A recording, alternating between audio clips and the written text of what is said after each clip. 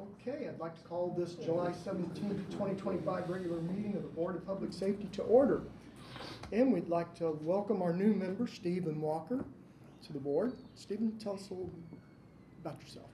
I've lived on and off in Bloomington I grew up in Greene County, so it was kind of always the next door. I've worked for the Department of Corrections for about 9 years, so that's currently where I'm at. And, I was happy to see that a position like this opened up, and I'm happy for the opportunity. Great, good to have you here. And then we have Sarah over there, who's going to be joining us here pretty soon. Yes. And you said you work for the police department? The police department, yeah. Oh, cool. Yeah, I work in the administrative office. Okay, so you probably don't know those two then. I know them pretty well. We'll talk after. That's right. All right, well, we'll move on to the approval of the consent agenda. Approval of minutes from May 20th, 2025 regular session. The approval of claims from June 6th, 2025, June 20th, 2025, July 3rd, 2025, and July 18th of 2025. And the approval of payroll, May 30th, 2025, June 13th, 2025, June 27th, 2025, and July 11th, 2025.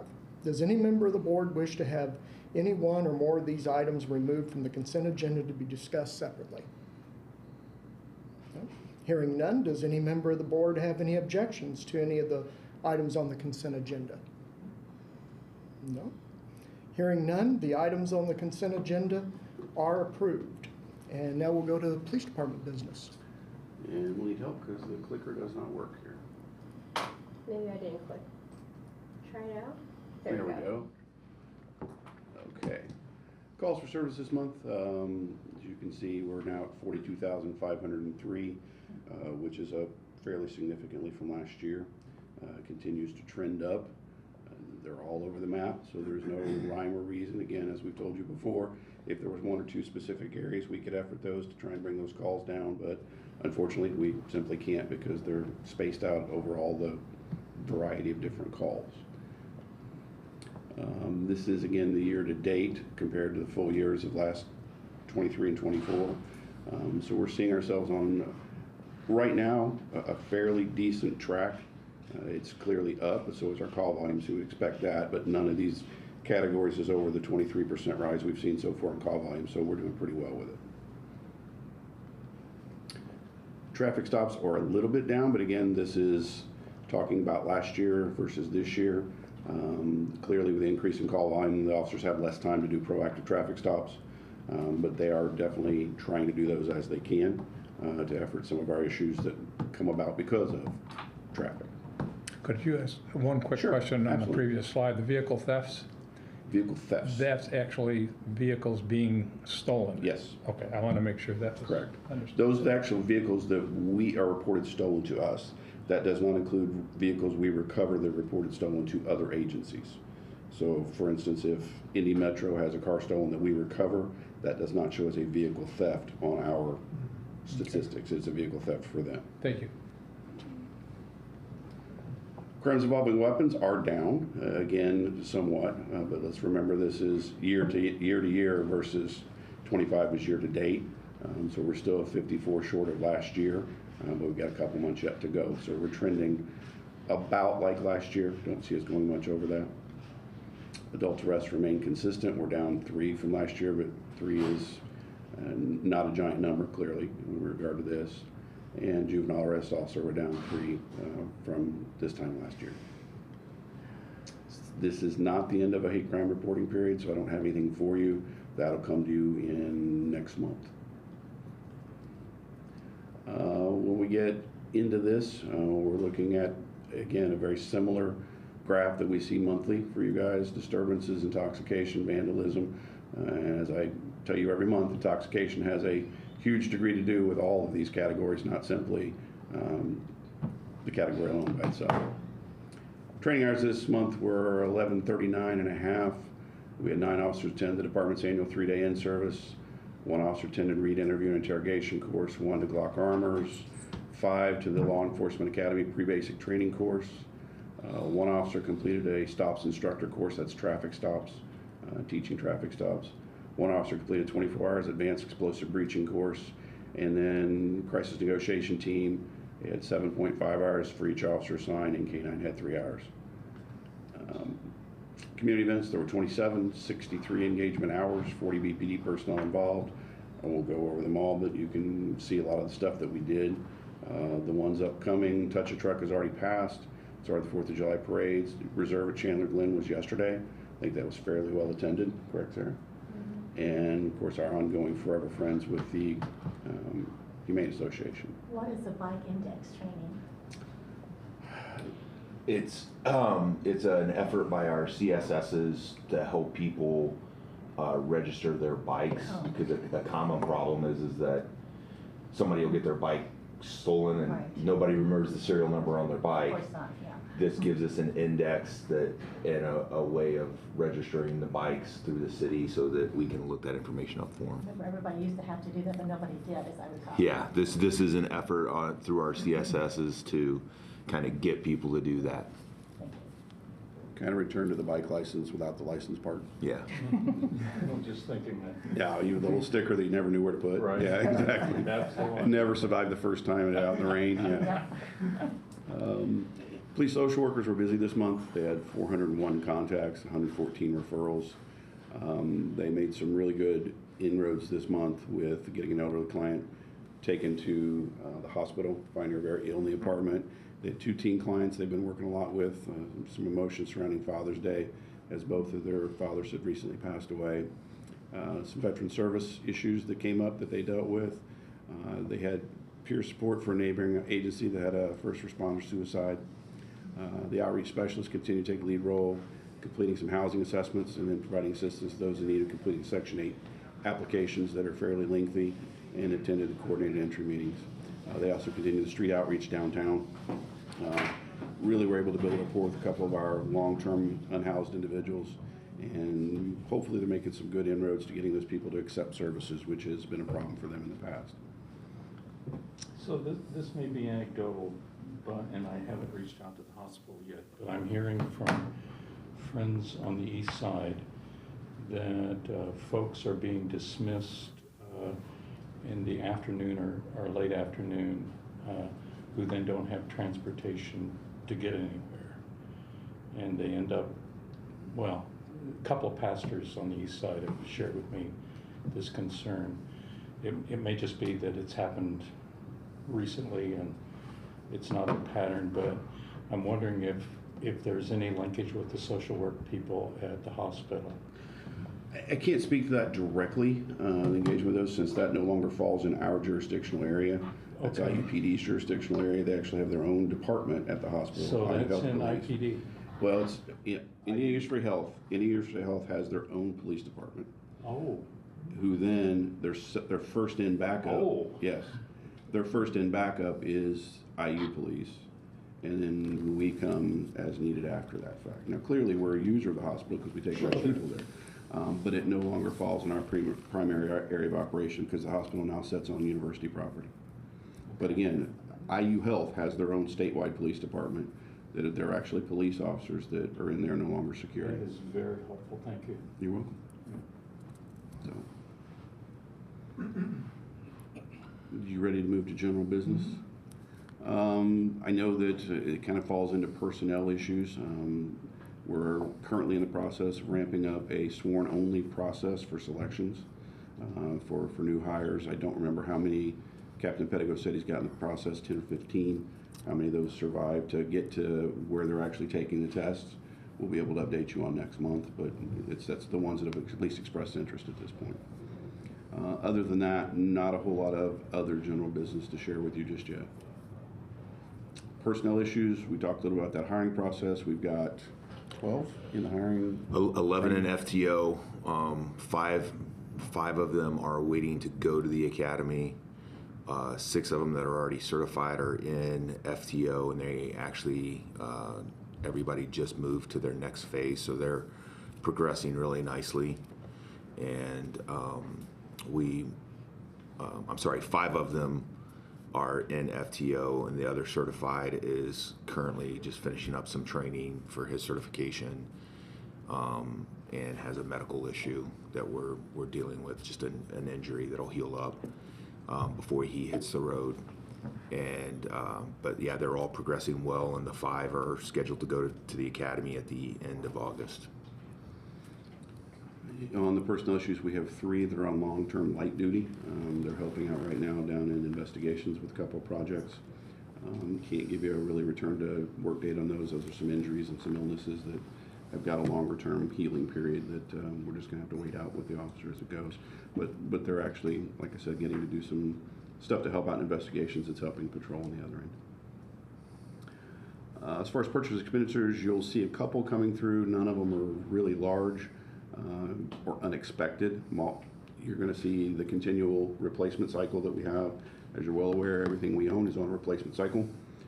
We gave it's the only way to get ahead, keep from falling behind. So literally cars, firearms, less lethal munitions, even the dogs, they are on a replacement cycle. So when it comes around, they get replaced, because otherwise we fall behind and have to come back to council asking for more money. So we just keep going with it. You'll see the large expenditure probably this month is for body armor. That's a state mandated thing that we have to take care of. Clearly we would anyways, but a lot of people ask why every year, because it's mandated every year. So the officers get new vests and new hard armor every 5 years as mandated by the state. And to the CERT ARV deployment, there were no uses of the armored rescue vehicle this month.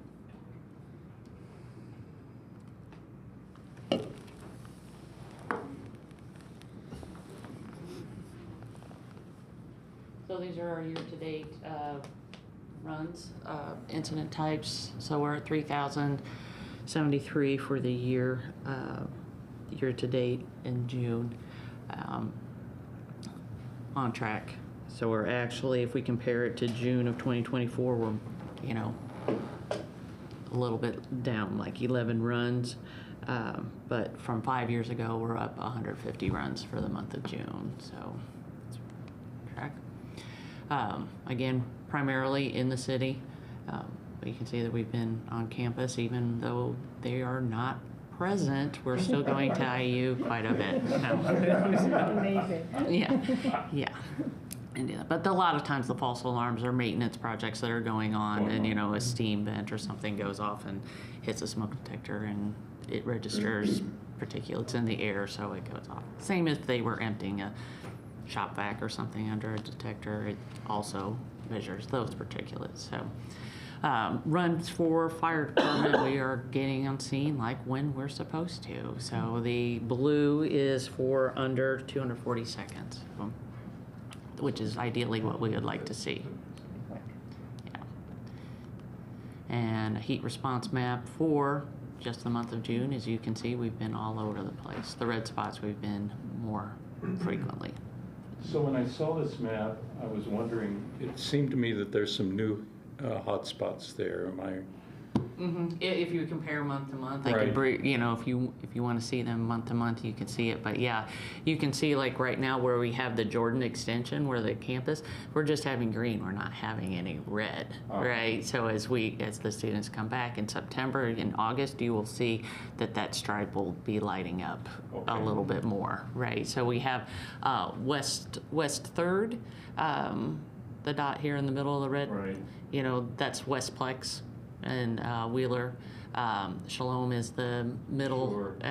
Kinzer Flats is the dot up, kind of mid. And then we have Henderson, Crawford Apartments down south. So those are our hot spots. And then on out closer to Moores Pike, I'm not sure what that location is. It's Redbud, I think. Oh, okay, yeah, that would make sense. Redbud Hills. So even though it's independent living, we've been getting calls for falls. So that's when so many falls and they kind of trigger MIH to go, but it's still initially the fire department's going to help them. So. Fire inspection, so the middle circle graph, that's their goal, is 2,250 inspections for commercial entities or agencies within the city limits. We're at 26%.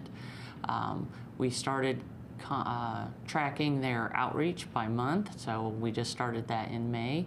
And so this is when the inspectors are actually educating people while they're doing the inspections, not just maintenance, but maybe office workers or someone like come winter, they'll be educating office why all the ladies can't have space heaters near their feet, right? Because it's a fire heat. But we say this is why, and so You're terrible. well, you can have one in your office, but it needs to not be this, and it has a. If it falls over, it needs to stop automatically. I got yelled at about that once. Yeah. Yeah, yeah. So, yes, have one in your office. Have the inspector come in your office and go through stuff. It's yeah. Oh, anyway, education for our age groups. We're looking at. We'll see.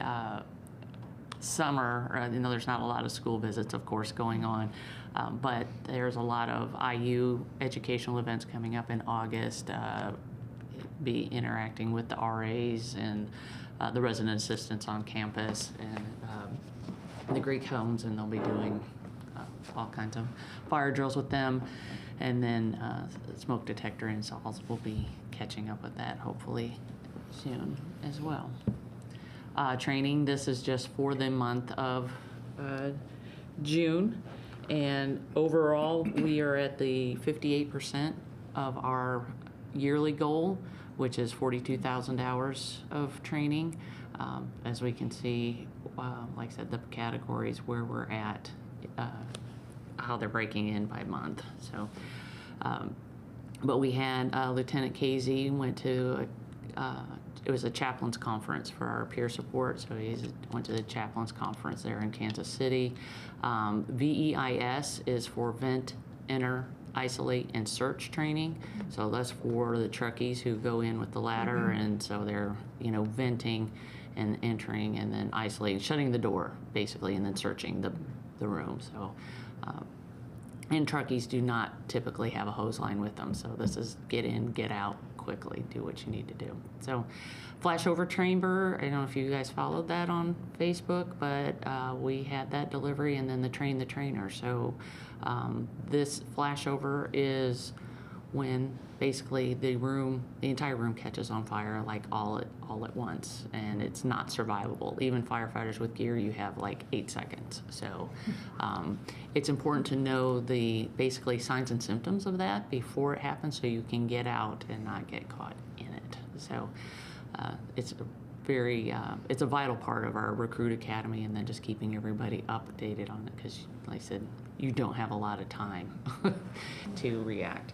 And then we had people taking vehicle technician course and surface water. So we had people who were out on the lake with Monroe Fire in their boat. And,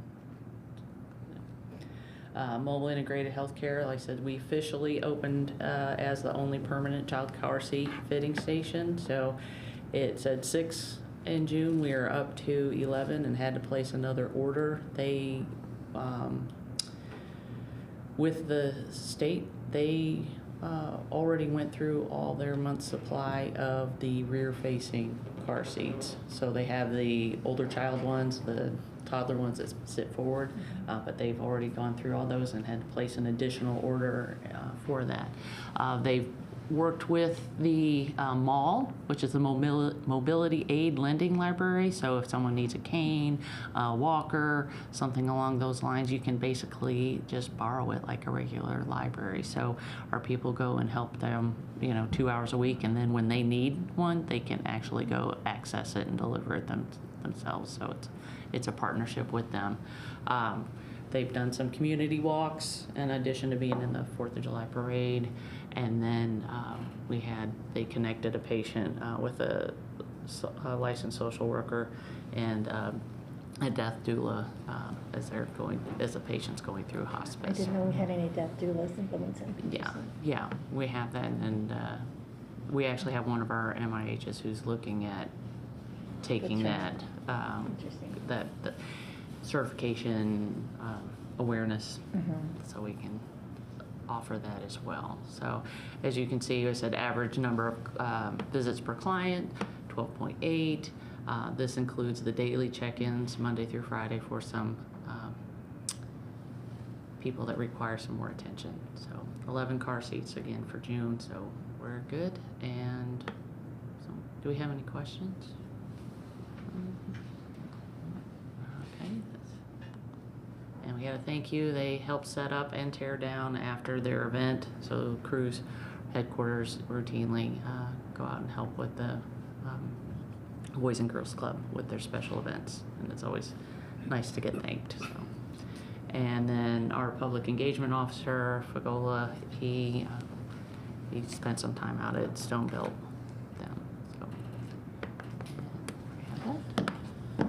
General business, if anyone's interested in joining, we have a swearing-in ceremony for our 2 new lateral hires on September 26th at 2 p.m. in the council chambers. So if you would like to join, please do. It's usually a fun event to go to. What time was that again? 2 p.m. Sure, thank you. Yep, on the 26th. So that will be the two laterals that should bring us up to full staffed. Personnel issues, we have one off on workers' comp right now. He should be back on light duty sometime in the near future, but he'll be probably before the end of the year before he'll be back on full duty. And then as far as expenses, you saw the flashover chamber was delivered, so we paid that out. That's a great piece of equipment. We burned in it many times, and it's the nicest one, functioned the best of any I've been in yet. So it's really, really nice, especially with the newer, we have a lot of newer folks in the department right now, so it's really good to be able to show them some of that fire behavior. We had a delivery of the Polaris Ranger. I mentioned that in a past meeting.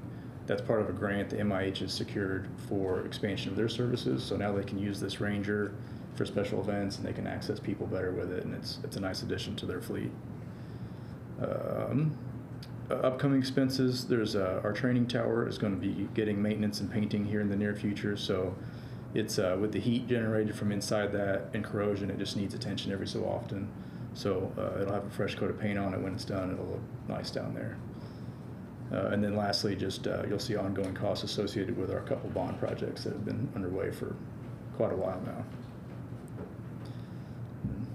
Any questions?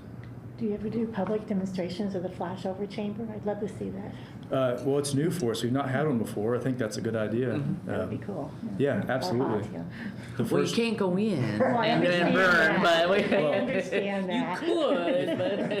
if you want to, A little training first. I we can imagine, do a yeah. waiver and make that happen. No waiver would be strong enough for that. No, that, Trouble in the back seat says no. Okay, it wasn't verbal. but no, that's a great idea. It's so far we've only burned in it so that we have like a slew of instructors that can then in turn offer the training to our guys. So See, okay. here pretty soon we'll have a lot more capabilities to put it on more frequently, and yeah, we'd love to show it off. That would be It's cool. I'd nice. like to do that. All right. Any old business? Anybody wants to discuss? No? New business? Anyone? No? And anybody in the back there? No? None of that? Well, then I call this meeting adjourned. Thank you.